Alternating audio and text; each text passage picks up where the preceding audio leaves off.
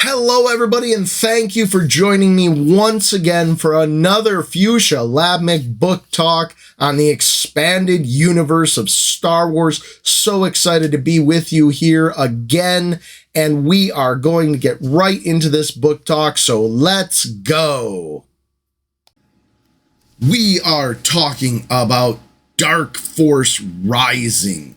This is the second in the three-book cycle, the Thrawn three-book cycle, and it was published on May 1st, 1992, so we're a long ways back. We're not that far away from Return of the Jedi for this book.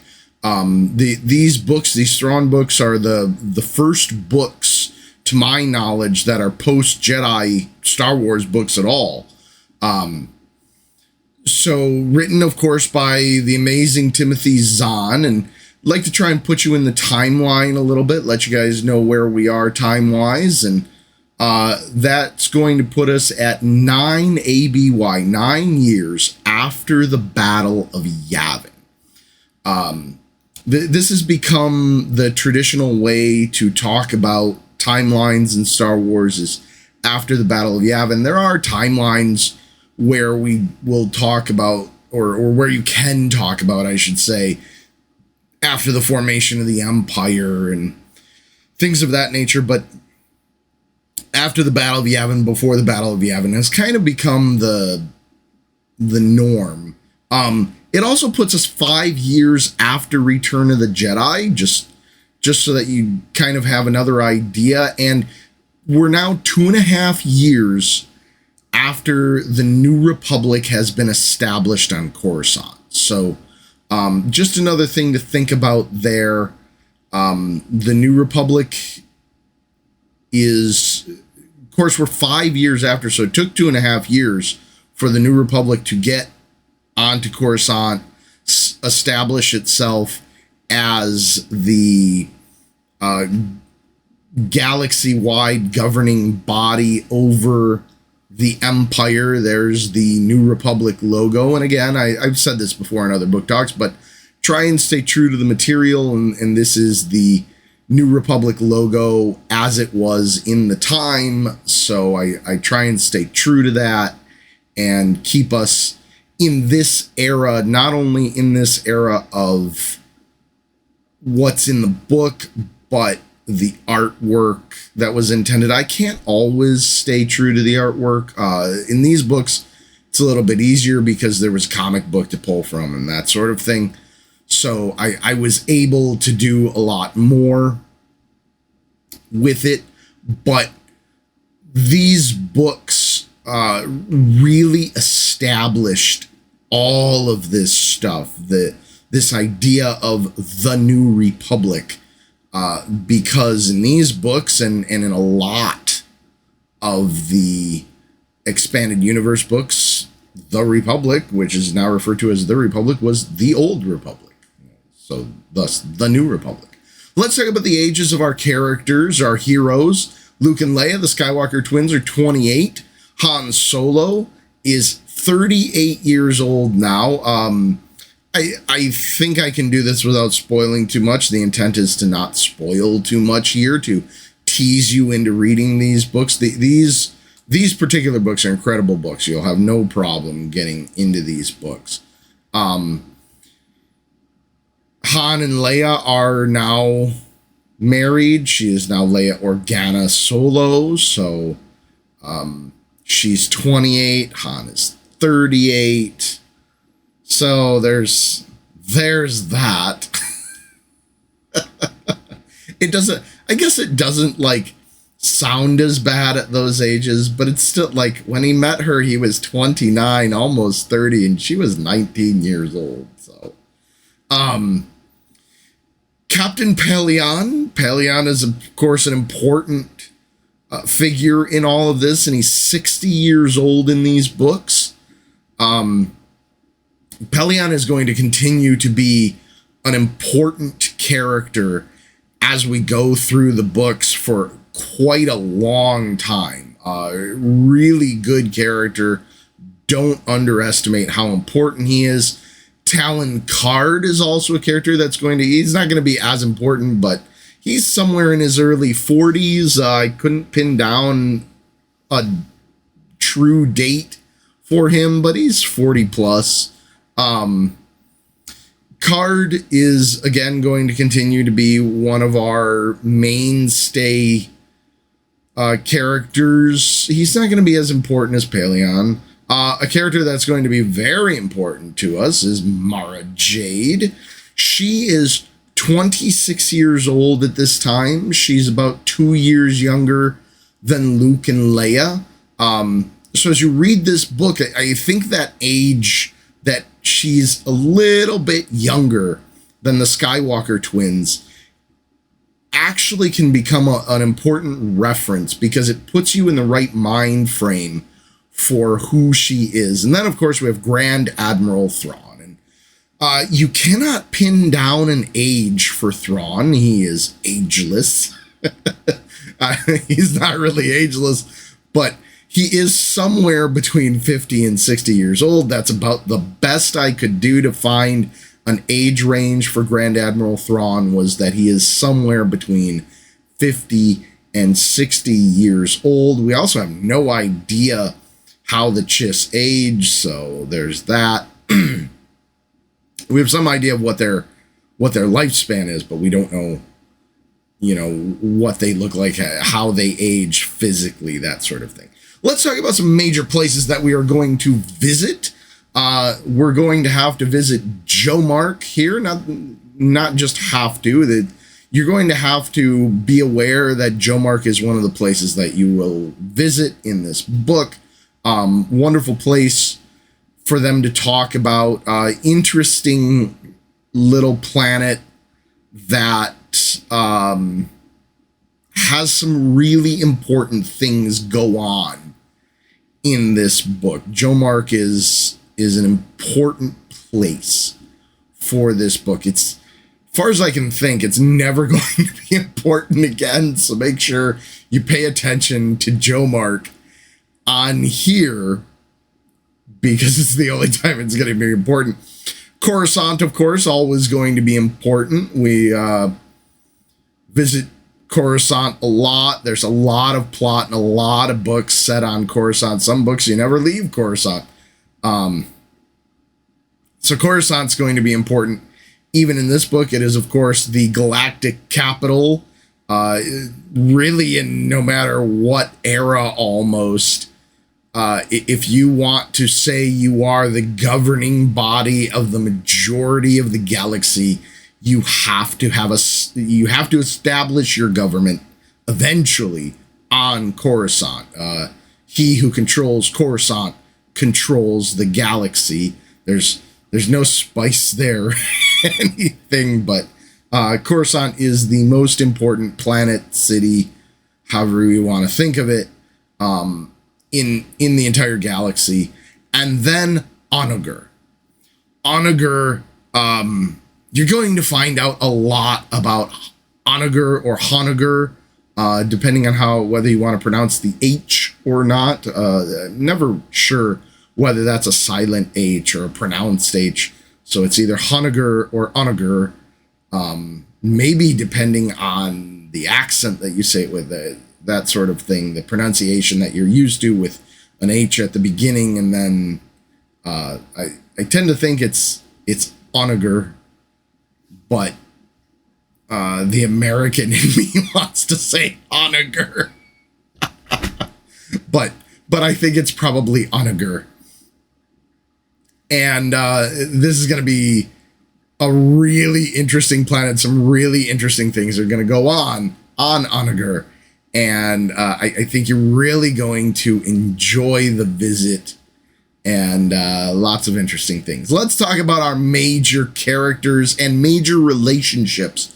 Major relationships to watch out for in this book starts, as has tended to be the way, starts with Captain Pellaeon and Grand Admiral Thrawn. This is an important relationship. This has always been an important relationship. This will continue to be an important relationship. Grand Admiral Thrawn and Captain Pellaeon. But then we're going to get, and it was, I didn't mention it in the other book. because I wanted to kind of keep it a little on the DL in the last book, but there's no getting around Thrawn and Card and their interactions being pretty important in this book, especially in this book. A little bit in the last book, little bit in the next book, but very much in that book, or in this book, sorry. Garm Bel Iblis. Senator Garm Bel Iblis, General Garm Bel Iblis, whatever you want to refer to him as, his relationship with the New Republic is going to be vitally important to us. You're going to meet him in this book. You're going to learn things about him in this book. And you're going to learn that the Alliance wasn't such an easy thing to put together, to bring allies into, that sort of thing. Garm is going to have, it's going to be revealed that he has this relationship with Han Solo that is going to be fairly important.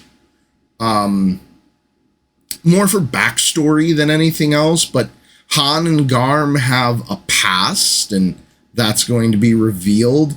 Garm Bel Iblis and Mon Mothma, now that relationship, and this really ties into his relationship with the Rebellion, the Alliance, and the New Republic, and why he hasn't been around. I really, just to give you an idea, I don't know if this is spoiling too much, but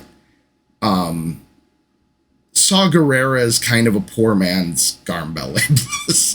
I'll say it that way. And then the relationship between Jorua C'baoth and Luke Skywalker.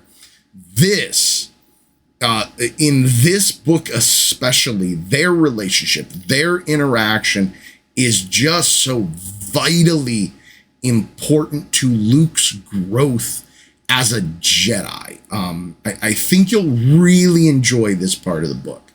I'm teasing a little bit here with the image, but Luke and Mara Jade, their relationship together, their interactions continue to be important and continue to help drive the story here. And it's an interesting relationship of give and take. I'll say that, and that's all I want to say. Han and Lando continue to be an interesting pair. Just ignore the sky spray in the background. I was going for a different. I didn't want to keep using the same image for book after book. So Han and Lando, and there's a different feel to their relationship in this book, as opposed to the last book. So I wanted to give a different look to it. Ghent, you're going to meet Ghent. I think you may have already met him in the last book, but he wasn't really worth mentioning too much until this book. And his relationship with Leia Organa Solo. Ghent is an interesting character with... He doesn't really have much of like a backstory or anything, but what he does is important. Leia's relationship with the Noghri continues to be very important in this book, will continue to be important for many, many books that we're going to talk about for a long time. Her relationship with the Noghri is a long-standing one from here on out. Excuse me. And it's worth mentioning more than once. Another relationship worth mentioning more than once is the relationship between the Ysalamiri and the Force. The Ysalamiri and the Force, that relationship, that connection, I don't know if it's more a connection than a relationship, but their connection to the Force and what they do is going to be an important factor yet again in this book. And then Borsk Phalia. Oh, Borsk, Phalia, and just everybody. Just like, oh, Borsk. He's just, I don't even know what to say, other than he's going to be an important figure for many books to come. And he's a character that you want to talk about. I don't know what else to say about him. Let's talk about our major events. Something major in this book is the introduction and the mystery of what and who Delta Source is. Thrawn constantly refers to Delta Source, and this is a big thing, a big issue. It's a troubling thing for the New Republic. So the mystery of Delta Source, this mysterious Delta Source, and who it is, what it is something you're not going to miss it in this book. It's almost impossible to miss because it is such a big deal, but it's something I still want to mention because it's definitely worth mentioning. Who Joruus C'baoth is and why I keep pronouncing it that way and why it's got two U's in it. Who he really is and what he really is going to be very important here. I haven't really talked about this stuff yet. I do want to do a talk at some point. Maybe I'll only do it live on Twitch. I don't know. But I have this theory about things connected to this. So you're going to find out who Joruus C'baoth really is, what he is. And I know I'm taking probably a different pronunciation than you've ever heard before, but the way it's spelled and the way I've heard some pronunciations of it, I have put together into feeling like that is the pronunciation that fits it best. I don't know. I haven't had the chance to meet Timothy Zahn and ask him, how do you pronounce that name? But it is C''BAOTH, C'baoth. Baoth. If you go with sort of a romantic pronunciation of it, and take in the apostrophe as something going on there. And then we have the big problems, and I'm teasing it again with the image, the big problems with a certain type of being. This is going to really come into play in this book. Really, I think more than any other book, although it will come into play in the following book. Let's keep going with our major events, though. I don't want to talk about that too much. This book is called Dark Force Rising. So that begs the question, what is the Dark Force? And I'm kind of spoiling it, but I'm not really spoiling it because it's going to be talked about all throughout this book. It's something that you won't be able to avoid, maybe not quite from the exact beginning of the book, but very close to the beginning of the book. They talk about what the Dark Force is. That is a question that they will have to explain to you. I'm teasing it with the image, but the image is kind of small, and I'm doing that on purpose to sort of tease, are you going to look at it real carefully and see if you can figure it out? There's an even more vague picture of the Dark Force there. Begging the question, where is the Dark Force? So once you find out what the Dark Force is, one of the big questions of this book is, where is the Dark Force? And oh my goodness, I have a typo here. I am so sorry, everybody. I'm not gonna fix it. It would take a lot to fix it right now, and oh my god, I have a typo. I worked really hard to try and make sure there was no typos in this, and there we go. I'm an idiot. It's wow. That's okay. That's okay. We'll just keep going. It's fine. It's fine. It's fine. It's fine. It's fine. It's not fine. And how is the Dark Force found? Not how as the Dark Force found. How is the Dark Force found? We have this question of where is the Dark Force, and how is it going to be found? How are we going to search for it even? All of these questions are going to come into play here and be vitally important to this story. This is the big major plot surrounding things for this particular book. It's a big plot point. It's of course not the entire plot of the 3-book cycle or anything like that, but it's the main focus of this particular book. And then there's lots of side stories in this book. There's interesting things that go on in this book. But the Dark Force is the main one, and that's why we're ending with it. And we are to the end of this book talk. Thank goodness we got past that slide with the typo in it. So that concludes book 2 on our book talk for book 2 of the Thrawn 3-book cycle, Dark Force Rising. And we are going to move on for our next book talk to the 3rd and final book in the Thrawn 3-book cycle, The Last Command. And I will see you for that the next time. Thank you so much, everybody, for watching, and I will see you next time.